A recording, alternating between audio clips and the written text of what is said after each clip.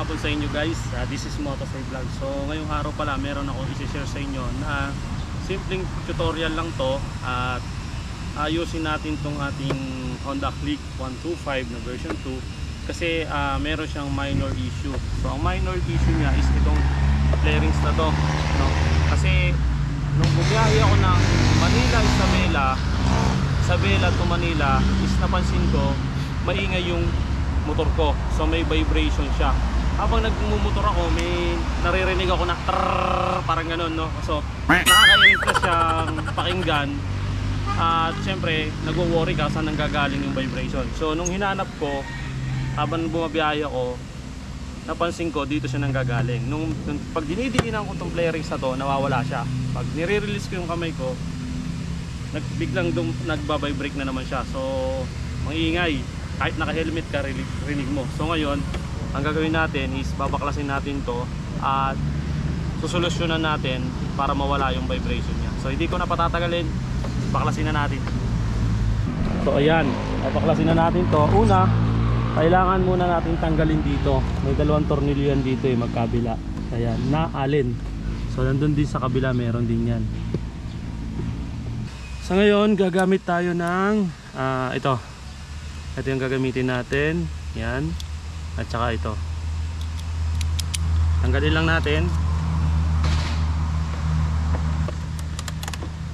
Luwagan natin. Okay, dito din sa kabila. Lihis nyo lang tong manubela nyo kasi tumatama Kabig nyo lang konti para maging libre. Okay, maluwag na. Tanggalin na natin.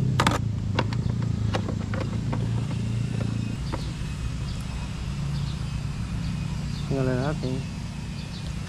Tabi lang natin. Ganun din sa kabila.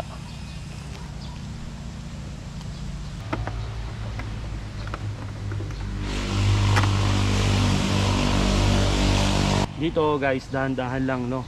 Against the light ba? Dito natin lipat yan. Ayun, yan. Okay na. Pag natanggal na natin yung dalawang tornilyo dito, so dahan-dahan lang natin to hihilahin pababa, no? Dahan-dahan lang, huwag yung bibiglayin. Lalagutok naman yan Yun. Okay, natanggal na siya. Yan. So ito yung maingay. Dito syempre madumi, punasan nyo na rin yan, ha? Nalagyan natin dito ng double sided tape saka dito sa ibabaw. Okay, so dito sa paikot na to, lalagyan natin to ng double sided tape. So ang paikot na yan para matanggal yung vibration nya, para sumikip konti. Okay. Guys, ang gamit natin ay meron tayong gunting, double sided tape at saka cutter. So lalagyan na natin tong paikot na to ng double sided tape. Pero punasan muna natin para mabawasan yung alikabok.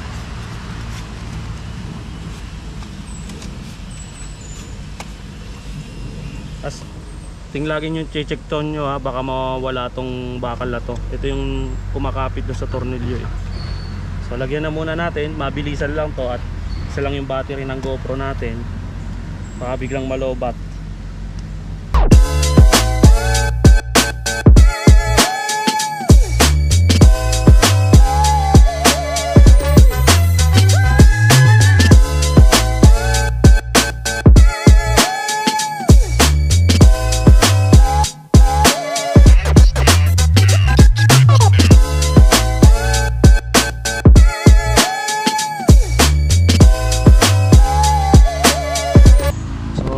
Bali guys, ito pala yung itsura nya.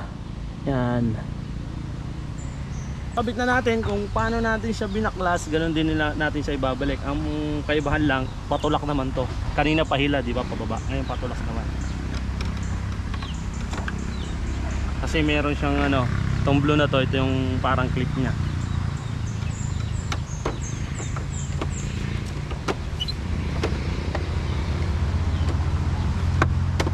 Yun. Naglagutukan na, ibig sabihin nyo sira na. Hindi, joke lang. Ibig sabihin kumapit na. Ayan. Tapos tutornilyo na natin.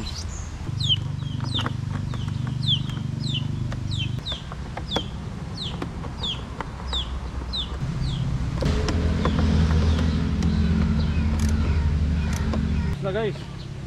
Testingin na natin.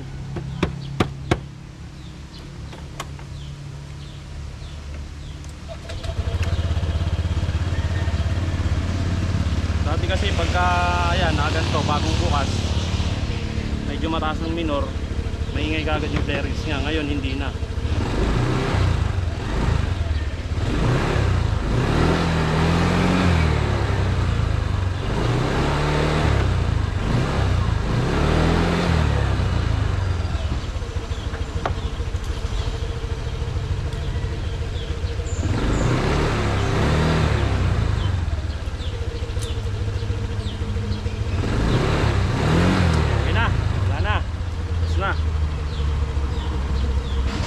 Wala na yung vibration niya.